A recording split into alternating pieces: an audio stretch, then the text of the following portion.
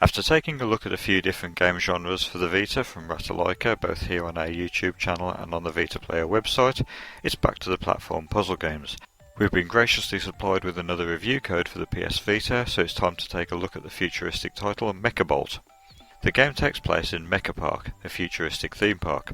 Usually operating smoothly, disaster strikes, and the park's batteries that power the robots that help run everything have disappeared. As the park's trusty technician, it's up to you to scour the park and find them, avoiding the dangers that lie ahead, including the now rogue bots that are in your way. The game is spread over 4 different zones, each with a different visual theme, representing different parts of the futuristic theme park. In total there are 100 levels, and as such 100 batteries to collect. Zones are unlocked as you collect more batteries, so you can play them in any order that you wish, as long as you complete enough levels. Armed with nothing more than your trusty Mekabolt, a stun gun that can temporarily disable the robots, you have to avoid all the hazards and get to the batteries on each level. To do this, you have to jump over hazards and platforms and use robots that you have disabled to help you reach inaccessible areas. Each of these robots that you encounter have different functions and abilities to help you along the way. Some can be used as stepping stones to help you reach higher platforms, others move up and down vertically, so once stunned can be used as lift platforms.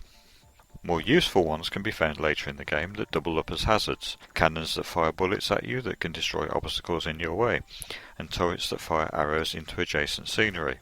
Get too close and you're history, but if you time your shots just right, the arrows form new ladders that you can climb to reach new platforms.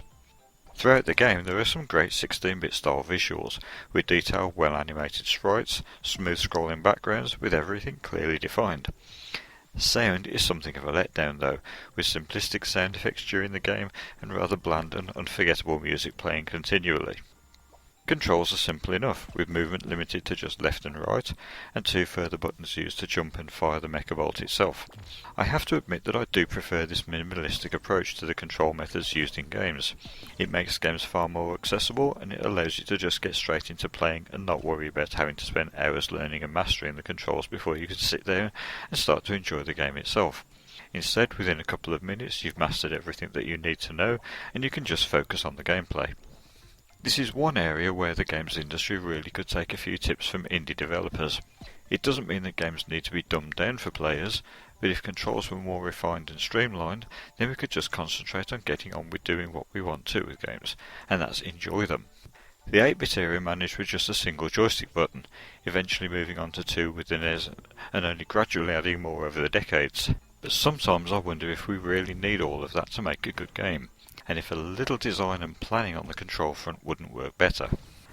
That's the controls, but what about the game? Mekabolt is one of those games that's hindered by taking the retro inspiration a little too far. For the most part, the look and feel of the game are spot on, and it's an entertaining, challenging and mildly addictive game. It's a throwback to the 80s and 90s where gameplay was king, and it's a great reminder of why retro gaming is still popular. But then there are times when the game is just too frustrating for its own good. There is a reliance on pixel-perfect positioning for jumps, or absolutely critical timing that makes Mekabolt frustrating rather than fun at times. You'll find times when you could be retrying a single level countless times, just because of a split-second timing error, or find times when you weren't in the exact spot to be able to run, jump and then shoot in the right direction. And in those moments, it takes all the fun away from playing. And that's an incredible shame, because levels like this seem to be mixed in between those that you would consider to be normal, but you do feel like giving up.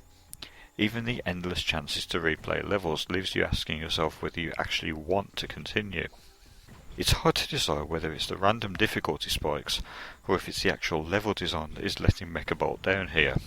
It's enjoyable, but the level balance will prove to be too frustrating for many, and ultimately this is Mekabolt's downfall. What could have been a great game is reduced to being no more than average, because of a few basic design issues and level ordering.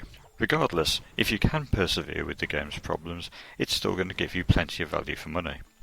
It's another one of Ratalaika's budget price games on the PlayStation Store, and is again cross-buy with the PS Vita and PS4, so you get both versions for a single purchase. And as with all of their releases, it's compatible with the PlayStation TV for those of you fortunate to own one. Stick around as our score for Mekabolt is up next.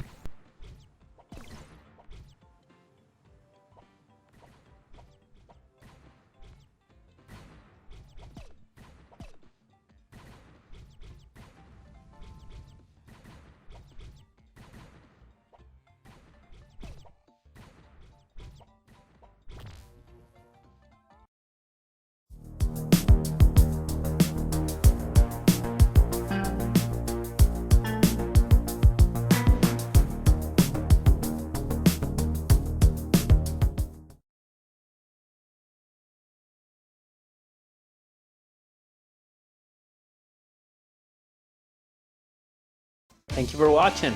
If you enjoyed this video, don't forget to click on the like button and leave us a comment below. Also, spare a moment to share this video on Twitter, Facebook, and all your social media pages.